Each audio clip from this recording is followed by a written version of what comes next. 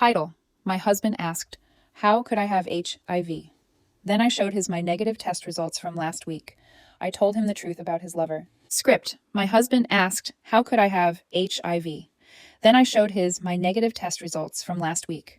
I told him the truth about his lover. He was standing in our kitchen when he said it, barefoot, pale, one hand gripping the edge of the counter like the marble might slide away from him. "How could I have HIV?" His voice cracked on the word have.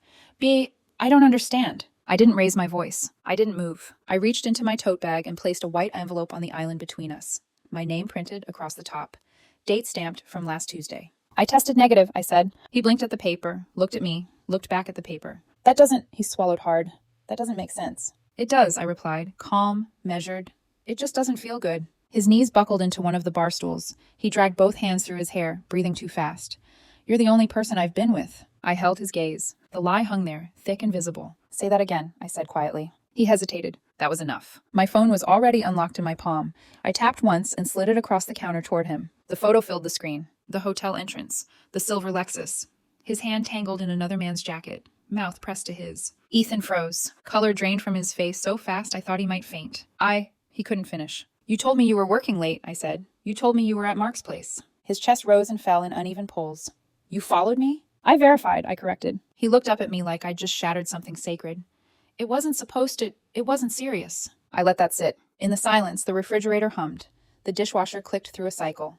Ordinary sounds in a house that suddenly felt staged. "His name is Victor," I said. Ethan flinched. "You know him," he whispered. "Yes," I said, "I do." He stared at me, confusion overtaking panic for half a second. And then he understood. "No," he breathed. "No, he said he was fine. He said he got tested." "I'm sure he did," I said evenly. "Just not recently." His hands began to shake. "He told me he was negative." I leaned back against the counter, crossing my arms. "He's been positive for 3 years." The words landed like a dropped plate. Ethan's mouth opened, but no sound came out. His eyes darted around the room, searching for an exit that wasn't there. "You're lying," he said finally, weakly. "You're just saying that because you're angry." I didn't react. Instead, I reached into my bag again and pulled out another folded document. Not his. Victor's. Redacted. Official. Date of diagnosis visible. I didn't slide it all the way across. I just let him see enough. "How do you—" His voice cracked again. "How do you have that?" "I have access to information," I said, "and I pay attention." His breathing turned shallow. "That's illegal," he whispered. "You can't just—" "I didn't say how I know," I interrupted. "I said I know." His composure cracked then. He stood abruptly, knocking the stool backward. It hit the tile with a sharp crack. "You're trying to ruin me," he said. "You're setting this up."